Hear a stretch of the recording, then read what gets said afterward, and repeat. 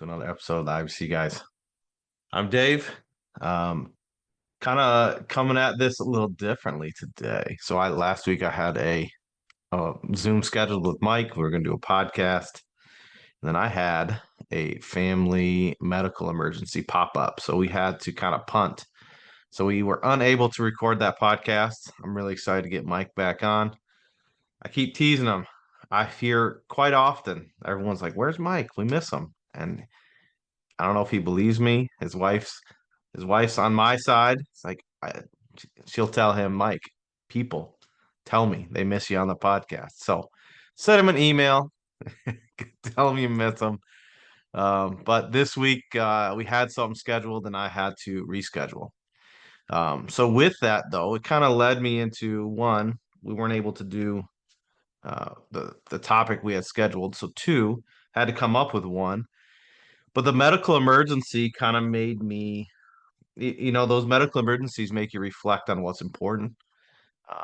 So because I think about IBC a lot, it's not the only thing I think about, but I do think about it a lot. And there is an other side of IBC. We often talk about the banking side, but Nelson Nash has done everything, all of his cronies, that comes off as negative, his buddies, maybe it's a better word. So Dr. Bob Lara, or is it Bob Murphy, excuse me, and Carlos Lara. Um, they're kind of like the economic gurus in this whole thing. So they write a lot of the books with Nelson. They wrote the case for IBC with Nelson Nash, but they tried to facilitate IBC through a lot of different vehicles. So the infinite banking concept, people can, you'll hear the argument, we could do this with whatever. A self-directed IRA, you can do it with your 401k. You can. I would argue emphatically they are not as effective or efficient or capable, if I were to use all three of those adjectives, as a whole life insurance policy. But because IBC is facilitated, at least the ones we do, are facilitated with a life insurance policy, there is the component of life insurance that's involved. So I talked to my wife and she thought this was a good idea, but just to talk about the life insurance side of things. So the policies Mike and I get people in are life insurance policies. So I've said that several times, but they have the capability to ensure that your loved ones, the beneficiaries of the policy, get a windfall, the necessary amount of money to help move forward the family after your death. You can do the same thing with a business partner, things like that. You have to show insurable interest. It's kind of another topic. But I wanted to talk through what all that looked like. So it's going to be a short episode, but I wanted to kind of talk through what the benefits of running this through a whole life policy are. So I kind of wrote a little verbiage down here. It says, even though we talk a lot about cash value and control aspects of the infinite banking concept, at its core, it's still a life insurance contract. And that brings built-in protection. So the death benefit is guaranteed. It grows over time, and it will ultimately pay out income tax free to your family or your beneficiary. It could be a business, something like that. So while you're alive, so you as a listener are alive, the policy works like a personal banking system. It gives you liquidity, safety, and control. I say clue, control, liquidity, and usage. So just different semantics. But when you die, it still does what life insurance was designed to do. It creates a legacy, it protects your loved ones, and it replaces the economic value you brought to your family, or in this case, to your business, if we're expanding the definition. So kind of pulled that from different places, put it together. But hopefully it's a good encapsulation of what I'm trying to describe here. So looking at this a little bit deeper, there is in the policies that we use, and I think we've gone through the reasons we go with respective insurance companies and other podcasts. So I can say this is absolutely true of any policy that we would get you in, Mike or I. So this is not we have to make sure we pick it every time. This is guaranteed across the board for anybody that would come to an IBC policy with us. But it provides guaranteed permanent protection. So unlike term insurance, the death benefit is guaranteed to be there. So one of the pushbacks that always exists is, well, you have to continue to pay premiums. That is not for your whole life, is the caveat. I didn't finish my sentence. I apologize. That is not completely true. It is true, usually up until age 75. And what people often miss is we build them where the paid up additions, we've talked about that several times in this podcast, the paid up additions will drop off. We can do it after 4 years, is really kind of the line that needs to be drawn there.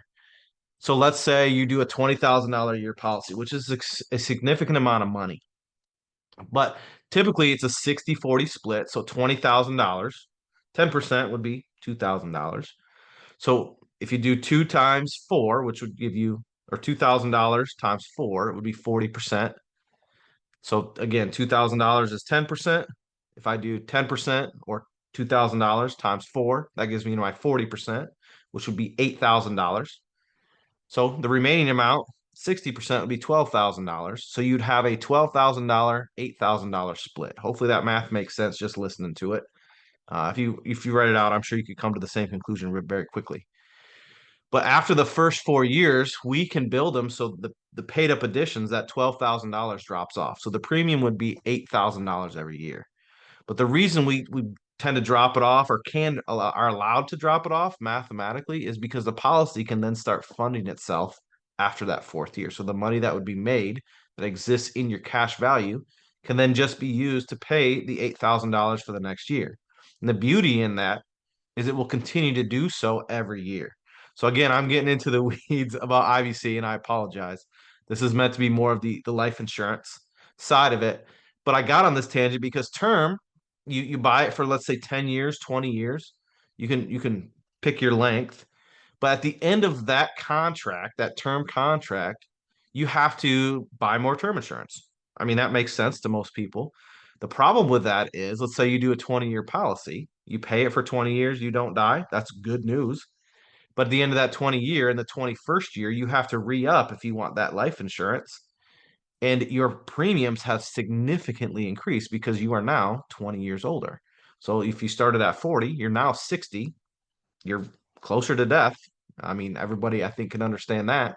So the premiums for your term insurance are going to go up significantly.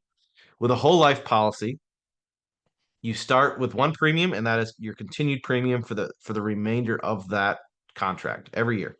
Same price. And again, we build them because your policy is making money. That cash value can be leveraged. You don't have to use your cash value. You can pay $8,000, and then your policy continues. The beauty in that, though, is like year 20. I think I've talked about this several times.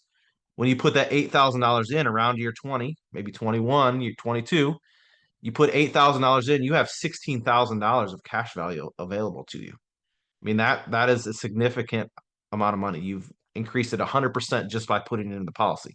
So not only have you paid your $8,000 premium to keep your policy in place, but you have $16,000 you can go use. I mean, that's a no-brainer for me all day, every day, forever. Put money in, I get twice as much I can go use. That's great. And it keeps the insurance policy in force. So, unlike term, the death benefit is guaranteed to be there as long as those premiums are getting paid.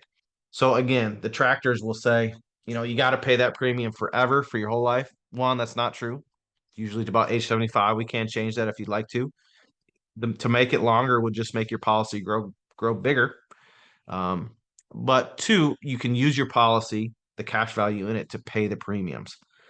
So it's not like you have to come up with that same amount of money each year. You can drop off the PUA, and then you pay, that 40%, and then you pay that each year. Your policy's in force, but as soon as you put that money in, it just grows instantly, and you have more money to go use and take out. So that's the first thing. The second thing that I don't think gets talked about often enough on this podcast is the tax benefits to this. So we'll talk about, again, there's the IBC tax benefits. I'm smiling if you're just listening. I got to keep myself on track. Usually I'm doing this with Mike, but I got to keep myself on track today. So the death benefit is tax free. So the death benefit gets paid out, and it transfers tax free to the beneficiaries. So there's no legacy tax on it. There's nothing like that. And it will allow them to pay for the funeral. I mean, if the usually the death benefit is a significant amount of money. So we're not just paying for a funeral. We're ensuring um, that the wealth that's created, the income that's generated by the person that dies, is at least met, if not exceeded, for the next several years, if not for a long, long time. But again, it's tax free, so that is a huge benefit on the life insurance side. Because we build them with the dividends being, I call them dripped. Again, that is a stock term, but they're dripped back into your paid up additions to increase your cash value to make your policy grow. Your death benefit continues to grow as well. So as it drips into your dividends, drip into your paid up additions, you're essentially increasing not only the cash value that you can borrow against, but with that comes a direct correlation to the death benefit growing as well. So if we ever had a chance to talk and you get to look at an illustration, you'll notice that in a whole life policy that we build, the death benefit grows and grows and grows and grows and grows and doesn't stop until age 121. So, if you're living to age 121, hats off to you. I salute you. I do not want to live that long. So hopefully I've died by that point. So if I die, let's say at year 100, lived a good solid life, but every year in my contracts, the death benefit has grown because my policy is making money. And it not only allows me to have a greater death benefit, but allows for a greater amount of cash value to be utilized as well. So that's another component of a whole life or policy. One of the benefits of it. Um, I put in here, it's collateral for business and family obligations. So I pulled this from another source. I like the business side of it. We can get into buy sell. I think Mike and I can't remember if we did an episode on this or not. Hopefully, maybe you're a super fan and you can go you can go back and remember. I don't remember. But essentially, if a key person dies in the business owns the policy. The death benefit gets paid out to the business to not only supplement during the loss of that key person in the business, but to help hire someone new to make sure they get trained to allow them to come in and fulfill all the responsibilities and money generation that exists in the business. So you can make sure that there's continuity and stability that in a time of transition for a business, so you can do that. The family obligations, when a loved one dies, again, I spent some time thinking about this with this family emergency this past week. There's a lot of stress, a lot of sadness, a lot of responsibility. I mean, pick your poison. I have not really been through, knock on some wood. My desk is wood. I haven't really been through a a a close family member dying at this point. I think I can consider myself lucky at age 42 to be able to say that. But it's coming. I mean, that's the reality for everybody. And there's a lot that goes into it. So to take the small portion of the finances off the table, and it can become a big one. So I'm certainly not trying to minimize anyone's experience or say anything like that. I think most people would argue they would rather have their loved one back than any amount of money. I think most people would argue that. But because that isn't an option, financial considerations do come into play. And to take that out of the equation, I think is a huge benefit to this whole equation. So again, IBC, let's make some money. Let's put our money to work. Let's have our money make money, make money. I'm all for that. It's about 90% of the conversations I have. But again, sitting over here, being very important in the corner, it's the shy guy at the party over here. It's the life insurance side. He's got a lot of good stuff to say that he just may not get the attention that he may warrant. Um, there's a lot of good that comes out of having that legacy, that family legacy protected. And I've shared several times, you can take that a step further and plan because I know everyone in my family is going to die. Again, it's kind of a morbid statement, but I know that. I can start proactively planning. And the policies that I have with my kids, we can talk through this. I know for a fact are going to go through and benefit my grandkids, which is really, really cool. So not only will my kids' policies grow, I hope to give them to them when they're, older, but they'll have 20, 30, 40 years under the belt in the policy itself. They'll be rather mature, very mature at that point, making a significant amount of money. But when my children die, because they will die, let's take my oldest daughter, Lila, when she dies, the beneficiary is going to be the trust, and that trust is then going to allow my grandkids access in certain capacities to the money that that death benefit will generate. And if you think something I just said earlier, that death benefit is only going to grow over those 20, 30, 40 years. Hopefully she dies when she's old. So we're talking maybe 70 years later. That's going to be a significant amount of death benefit that's going to go and bless my grandkids. So as a grandfather, which I am not yet, I love the idea as a future grandfather, Lord willing, that I would be able to bless my family that way. So we're talking legacy building wealth. So the continuity, the legacy. I mean, I could talk forever about this, and I already said that this is going to be a short episode. So that is kind of what I had up there. There's other benefits. I mean, a lot of people often forget and maybe not know because frankly, I don't talk about it enough. But there's like chronic illness benefits built into these things. So if you are diagnosed with a chronic illness or a terminal illness, let's say you are diagnosed with stage 4 cancer. I don't have that yet, again, thankfully.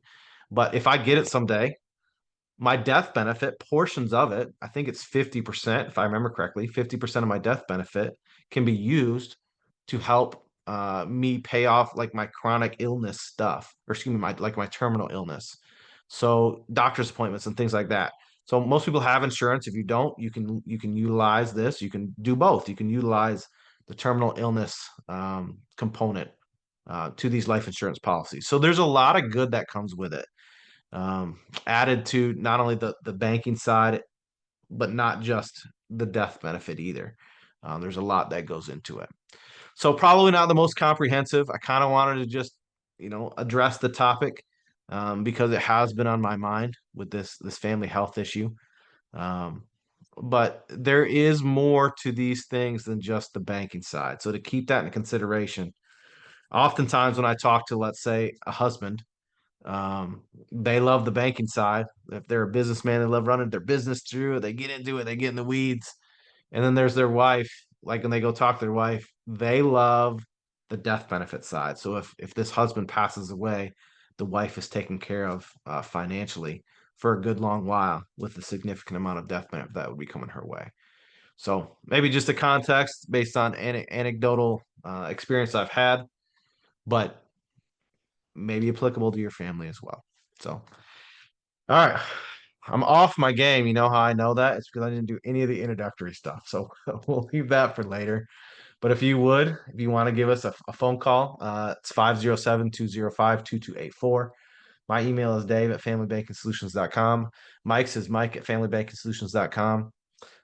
Give us a shout if you want to talk through it, let us know. But I guess key takeaway in this, remember that these are tied to a life insurance policy. Contrary to what some big talking heads say, there's a lot of beauty that exists in these things as long as it's done correctly. So my hope is that, if we had a chance to talk, we could build trust. If we can't build trust, I would, send you to somebody else. The whole goal is to get you to do an IBC policy. Well, back up. The whole goal is to have you understand what IBC is, then make a decision. If you choose to do an IBC policy, so that caveat first, if you choose to do an IBC policy, and you don't feel like Mike and I are the best fit, we would be happy to introduce you to somebody else. I have a lot of trusted friends in this business. I think I shared on the last episode, female. We're friends in the business side, but they felt more comfortable with I think a female life insurance producer. So we made an introduction, and this person is doing a policy with her. So that's a great thing. I'd much rather you have an IBC policy than not. So give us a shout. We'd be happy to talk through the life insurance side with you. Again, that often gets neglected in the banking aspect. So let's talk about both. Let's do the banking side as well as the life insurance side. But I appreciate you listening. Thanks for letting me kind of come up with a topic. My hope is to get Mike on. In fact, I'm going to call him right after this. Ask me about it. We'll make sure we'll get him back on here and try and get something scheduled with him here soon. But thanks for listening, and we will catch you on the next episode.